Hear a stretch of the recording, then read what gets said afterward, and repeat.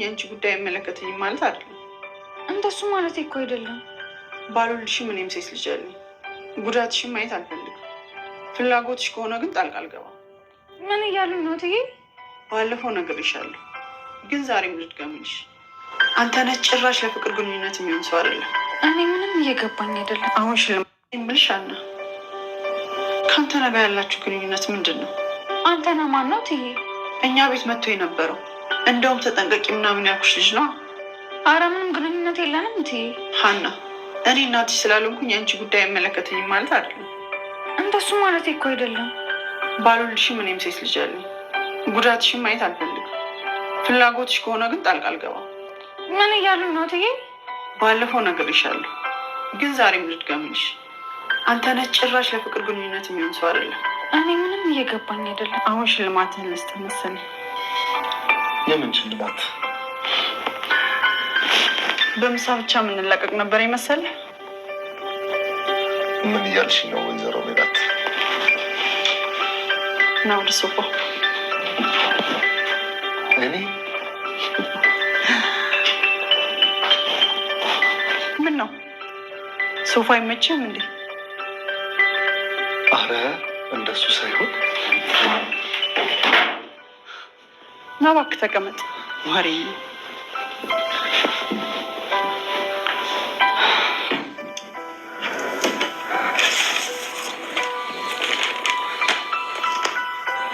ይሄ ላንተ ነው።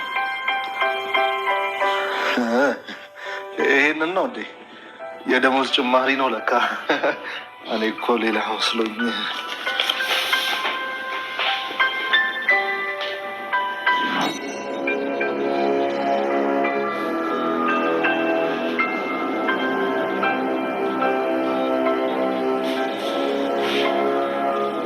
እማ እትዬ አንተ ጠንቀቂው አሉኝ።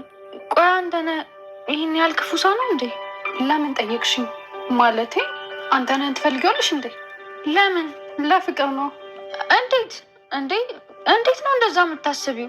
ትናንት ባንቺ ስልክ ያናገርኩት አንተ ነህ ነበር። ምን? እንዴት እንደሆነ እሱን አንቺ ነሽ የምታውቂው። ግን ደግሞ ሌላ ዱብዳ ልንገርሽ። እርፍ ተነግን በስተመጨረሻም እንግዲህ ወይዘሮ አልማዝ ከስራ አባረዋለች። እንግዲህ ወይዘሮ አልማዝ ወይንም ደግሞ ሰላምዬ እንደ እናት እንደ ልጅ አብረው መወያየት ወይንም ደግሞ የመጣባቸውን ችግሮች አብረው መፍታት መስማማት ችለዋል ማለት ነው፣ እውነት ለመናገር ምክንያቱም የደረሰባትን የሆነውን ነገር ሙሉ በሙሉ ለእናቷ ተናግራለች ሰላም ማለት ነው። ስለዚህ ያው በነገራችን ላይ እንዳረገዘች ወይንም ደግሞ ከሱ ጋር ግንኙነት እንትን እንዳለ ሳይሆን እንደሚፈልጋትና እሷንም ልጇንም እንዳልተዋት ያክል ድረስ ይመስለኛል የነገረቻት ማለት ነው። እንግዲህ በስተመጨረሻም ከስራ እንዲባረር አድርገዋለች ማለት ነው። ምክንያቱም በመጀመሪያ እንደነገረችው በቃ ከሀና ጋር ጥሩ አይደለም፣ ስለዚህ ሀናንም እንትን እንድላት አንፈልግም፣ አንተነህን ከስራ እንዲባረር እፈልጋለሁ በማለት እንግዲህ ሰላም ሀሳብ ለእናቷ አቅርባ ነበር። እናቷም ለአንድ ተራ ሰራተኛ ብዬ እኔ እሱን አላስወጣም ብላ በመጀመሪያ ተናግራ ደንገጥ የሚያደርግ ንግግር ተናግራ ነበር። ግን ደግሞ ሊሰከን በማለት ሁሉ ነገር በማዋራት ማለት ነው ነገሮቹ እንዲሳኩ አድርጋለች ማለት ነው። አንተነህ ከሰላም ላይ ያደረሰውን ነገር ቅጣቱ ይገባዋል የሚል ሀሳብ ነው ያለኝ ማለት ነው። ስለዚህ አንተነህ ያው ወይዘሮ አልማዝ እጋብዛለሁ በማለት እንግዲህ ምሳውን ከበላ እንግዲህ ዘና ካለ በኋላ መጨረሻ የደሞዝ ጭማሪ ነው ብሎ ፈገግ ብሎ ማለት ነው በደስታ እንግዲህ ወረቀቱን ሲከፍተው ማለት ነው የስራ መልቀቂያ ነው ማለት ነው። ስለዚህ እንዴት እንደዚህ ታደርጊያለሽ? እንደዚህ አይደለም በማለት እንግዲህ የሐሰት ሀሳብ አመጡ ነገሮችን ለመደባበስ ሞክሮ ነበር። ውጣልኝ ከዚህ ቤት በማለት እንግዲህ መንጠቅ አድርጋ ከስራዋም ከቤቷም ከልጇም እንዲሁም ደግሞ ከልጇ ህይወትም እንዲሁም ከሀና ህይወትም መንጠቅ አድርጋ አስወጥተዋለች ማለት ነው። እውነት ለመናገር ወይዘሮ አልማዝ ዛሬ ደህና ስራ ሰርተዋል ማለት ነው።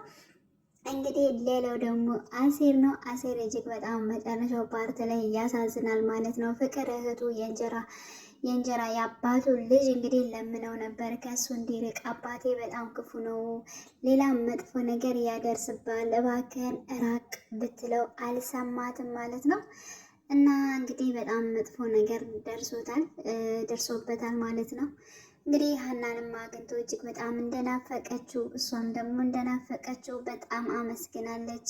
አንተ ባትኖር እኔ አባቴን እንደዚህ ትቼ አልሄድምና ከጎኔ ስላለህና አባቴን ስለምትንከባከብልኝ አሴር በእውነት እጅግ በጣም ነው የማመሰግነው። ምክንያቱም ጧት ወጥቼ ማታ የምገባው አንተ አባቴን ስለምትንከባከብልኝ እና ከአባቴ ጎን ስለምትሆንልኝ ነው እና ለዚህ ሁሉ ነገር እጅግ በጣም አመሰግናለሁ በማለት እንግዲህ ያው እሷም ደግሞ እንደጠፋች እሱም እንደጠፋ ሆኖ ነው የጠፋው በማለት እንግዲህ ጠይቃ ነበረ። እሱም ደግሞ ስራ እየፈለግኩ ነበረ። ያው ያንቺ አባት ማለት የኔ አባት ነው። ስለዚህ የግድ የስም አባት ብቻ ሳይሆን ማገዝ አለብኝ። አንቺ መጋፈጥ ያለብሽን ነገር እኔም ደግሞ በግማሹ መጋፈጥ አለብኝ። በቃ ያለውን ነገር አምተን ብር አምተን አባታችን ማሳከም ግዴታ የኔም ግዴታ ነው በማለት እንግዲህ ለሀና ተናግሯል ማለት ነው። እሱን ብር ለማግኘት እንግዲህ ከእንጀራ አባቱ ጋር የተለያዩ ጥንቅንቅንቅ ውስጥ ገብቷል ማለት ነው። እና በስተመጨረሻም እንግዲህ ያው እንደ ወንጀል ነገር አድርጎ እንዲሰራ አድርጎታል ማለት ነው። እና መጨረሻው ፓርት ላይ ግን እኔ በጣም እንትን ነው ጓጉቻለሁ፣ ግን ምንም ብዙ እንትን ሊገባኝ አልቻለም ማለት ነው። አባቱ ነው እንትን ያለው ወይንስ ደግሞ እንግዲህ ህግ አካላቶች ናቸው የሚለው እጅግ እንትን ይላል ማለት ነው። እንግዲህ ያው በክፍል 24 ሁላችንም በጉጉት የምንጠብቅ ይሆናል ማለት ነው። አንተነህ ግን ከሰላም ህይወትም ከሁላቸው ህይወትም መንጠቅ ብሎ ወጥቷል ማለት ነው። እና ሰላምዬም አሁንም እንግዲህ ጨከን ትላለች። ሆነን ለመናገር ትወደዋለች፣ ታፈቅረዋለች ማለት ነው። ግን ደግሞ ከዚህ በላይ ሌላ ነገር ከሚመጣ እንደዚሁ ማለት ነው ማስወገድ እጅግ በጣም አሪፍ ነው፣ የማይሆንን ሰው ማለት ነው። እና ውድ ቤተሰቦቼ በያላችሁ በሰላማችሁ ይብዛልኝ። መልካም ቀን ተመኘውላችሁ። ለቤት አዲስ የሆናችሁ ደውል ምልክቱን በመጫን ቤተሰብ የሆኑ ለማለት ወዳለሁ።